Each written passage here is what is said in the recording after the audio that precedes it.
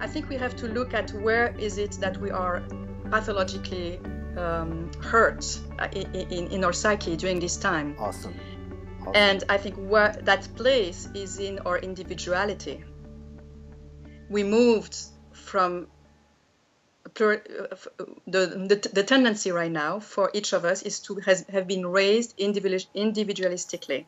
It's me, my world, my life, what I want to do, what I deserve, what I shouldn't. Everything is self-referential. There's a lot of I.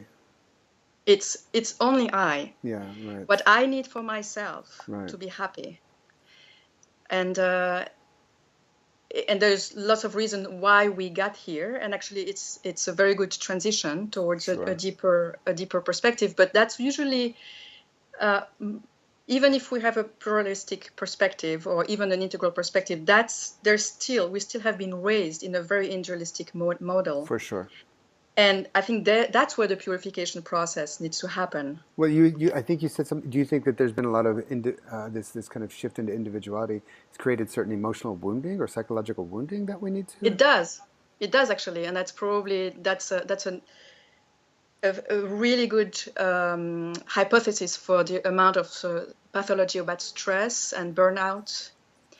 But do you think the modern man and woman or postmodern man and woman has a more psychological wounding than a traditionalist, than somebody living up on the Tibetan plateau? No. It's just that the type of pathology expressed by a human being is always in connection to its culture and society. Yes. So I'm not thinking more or less. I'm thinking different. Okay, got it.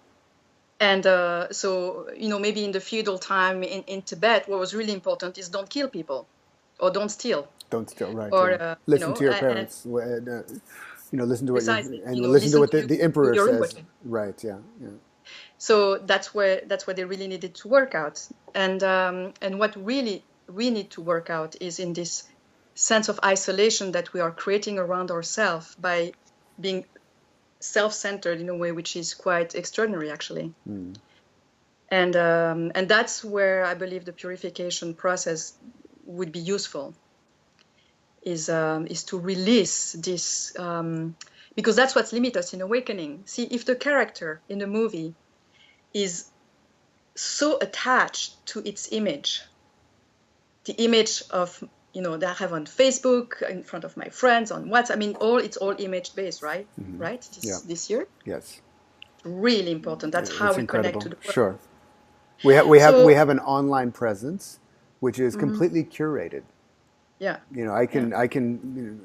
Hopefully, they only see the best of me online, and I look pretty close to perfect online. But I can tell you, I'm not perfect. Offline, I'm. No, I don't say that. Offline, I'm very different.